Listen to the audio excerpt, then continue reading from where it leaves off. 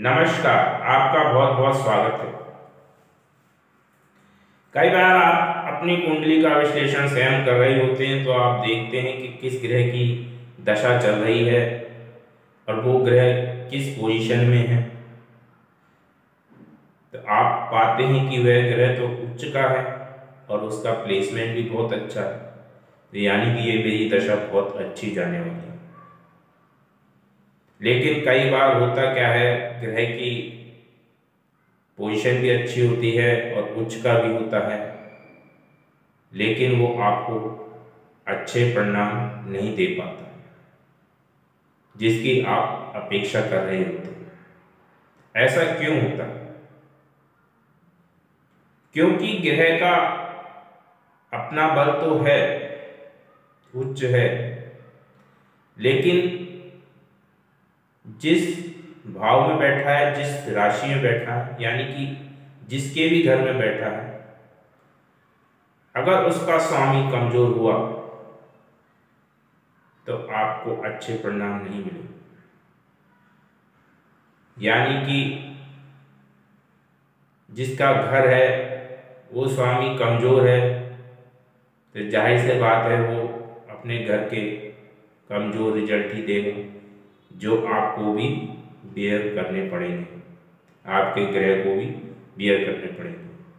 ये उसी समान है जैसे कि एक संपन्न व्यक्ति किसी गरीब मित्र के यहाँ जाता है तो वो गरीब मित्र उसका स्वागत सत्कार नहीं कर पाता है अपनी स्थिति के कारण। उल्टा आपको ही कुछ दे के आना पड़ता है। यानी कि आप तो सोच रहे हैं कि मेरा सत्कार होगा, अपने मित्र के यहाँ जा रहा हूँ, मैं जो हूँ वहाँ अच्छा कंफर्टेबल फील करूँगा, मज़े लूँगा, लेकिन वो बेचारा कमज़ोर है, तो आप जो है उल्टा उसी को कुछ दे दबा के वहाँ से चले आते हैं।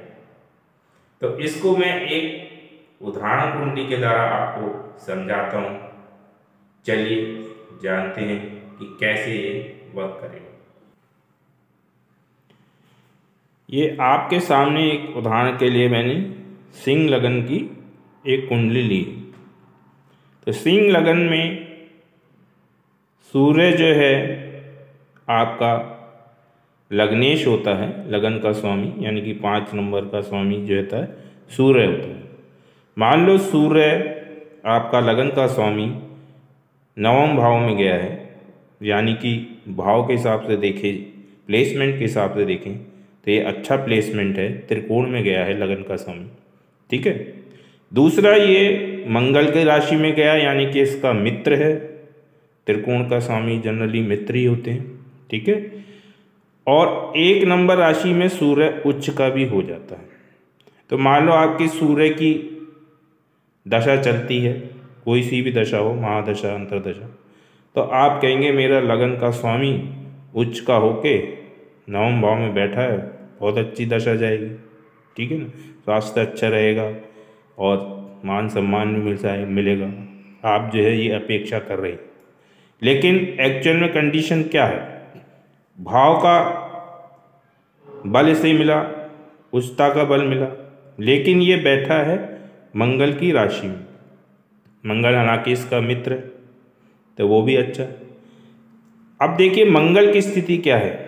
मंगल गया है 12वें भाव में। ठीक है ना, इस कुंडली में मंगल मान लो 12वें भाव में बैठा हो, तो 12वें भाव में एक तो भाव खराब हो गया, ठीक है, हानि वाला भाव हो गया। ठीक है।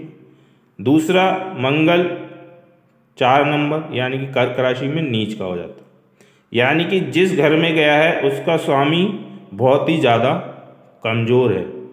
क्योंकि क्या है, वो एक तो नीच का हो गया इसलिए कमज़ोर हो गया, दूसरा भाव भी उसका कमज़ोर हो गया। यानी कि सूर्य की महादशा में मंगल जिसमें वहाँ बैठा है उसके स्वामी का प्रभाव सूर्य पे पड़ेगा, यानी कि इसकी नीचता का, जहाँ बैठा है हानि का। यानी कि सूर्य जो है, जो उच्च दिख रहा था, 9वें भाव में बैठ के मजबूत दिख रहा था, वो अब क्या फल देगा? साधारण फल देगा, केवल भाव अच्छे होने की वजह से, अच्छे भाव में होने की वजह से।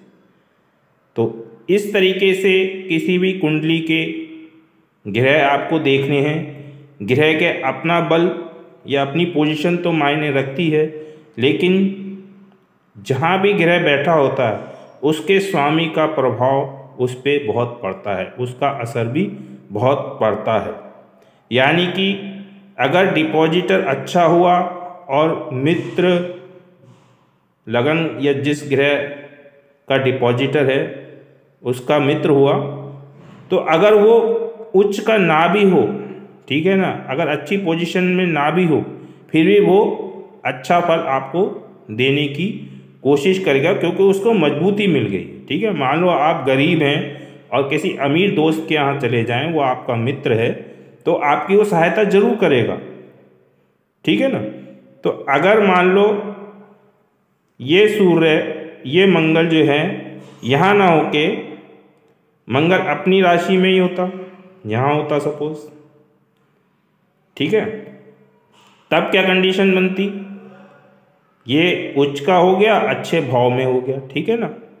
और इसका स्वामी जो है 1 नंबर वो मंगल अपनी राशि में केंद्र में, तो इस समय अगर दशा चल रही होती, यानी कि जब कंडीशन मंगल यहाँ बैठा होता, तब आपको इसके उच्चता के परिणाम मिलते।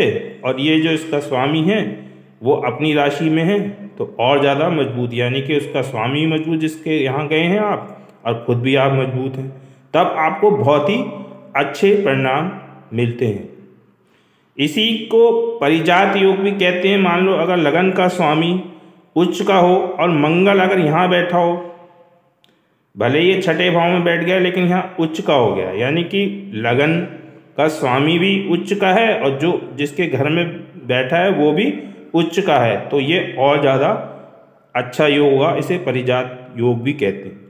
यानी कि कोई भी ग्रह केवल उच्च होने से ही अच्छे फल नहीं देगा या अच्छे भाव में बैठने से ही अच्छे फल नहीं देगा, बल्कि उसका राशि का स्वामी भी अगर मजबूत हुआ और उसका मित्र हुआ तब अच्छा फल देगा। अगर उसका शत्रु हुआ तब तो अच्छे फल नहीं देगा। मान लो ये सूर्य जो है, आप शनि के घर में बैठ जाए, सपोज सूर्य शनि के घर में बैठ जाए, ठीक है ना, एक तो ये वैसे ही शत्रु घर में बैठ गया। अब मान लो इसका स्वामी मजबूत हो जाए, ये शनि जो है तुला राशि में बैठा, ठीक है ना, तो शनि के लिए तो तीसरा भाव अच्छा होता है और उच्च का भी है, ठीक है ना।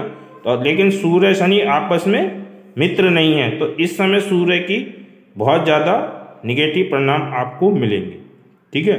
तो आपको किसी भी ग्रह के उच्च या पोजीशन के अलावा जहाँ ग्रह बैठा है उसके स्वामी की कंडीशन भी देखनी है। अगर वो स्वामी मजबूत है और उस लगन का मित्र है, या किसी भी ग्रह का जिसके बारे में आप विचार कर रहे हैं उसका मित्र है, तो आपको बहुत ही अच्छे परिणाम मिलेंगे जिसकी आप अपेक्षा कर रहे हैं। लेकिन अगर वो मित्र होते हुए भी कमज़ोर है तो सामान्य परिणाम मिलेंगे, और मजबूत है और शत्रु है तो बहुत ही निगेटिव परिणाम आपको देखने के लिए मिलेंगे। तो इस प्रकार आप हर ग्रह को अपनी कुंडली में चेक करें और उनकी दशा में परिणाम की उसी के अनुसार अपेक्षा करें। इस वीडियो में इतना ही। धन्यवाद।